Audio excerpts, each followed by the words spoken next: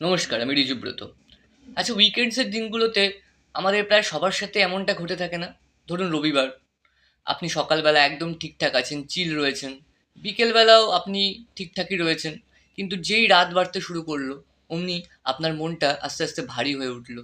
মনে হতে থাকে আবার কাল অফিস, আবার সেই টক্সিক বস, বা স্কুল কলেজ, আবার সেই ম্যাথস টিচার, আবার সেই আনফিনিশ অ্যাসাইনমেন্ট, আবার সেই এক্সাম। মানে এমন সব চিন্তায় আপনার মনকে জর্জরিত করে দিচ্ছে।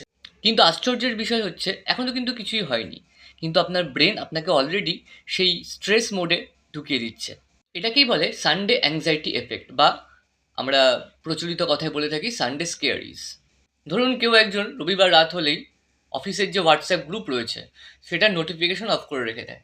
কারণ সে ভাবতে থাকে জানি না কী আবার মেসেজ আসবে, আমার ঘুমের 12টা বাজবে।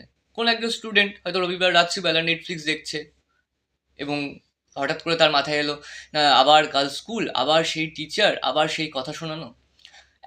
কোনো একজনের ধরুন যে কাজটা করছে সে কাজটা করতে ভালো লাগে না।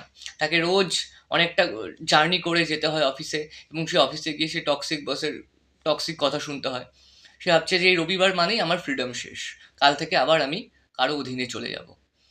এটাকেই বলা হয় সাইকোলজিতে অ্যান্টিসিপেটরি অ্যাংজাইটি, অর্থাৎ কিনা ভবিষ্যতের কথা ভেবে আমাদের বর্তমানটাকে নষ্ট করে। এর ফলে কি হয়?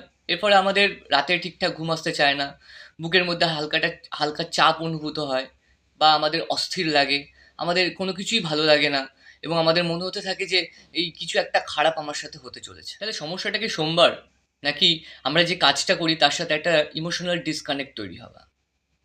এই ছোট্ট একটা ঘটনা আপনাদের সাথে শেয়ার করলাম, ছোট্ট একটা টার্ম আপনাদের সাথে শেয়ার করলাম। সেটা হচ্ছে সানডে অ্যাংজাইটি এফেক্ট নিয়ে, বা এটাকে আমরা সানডে স্কেয়ারিজ বলে থাকতে পারি।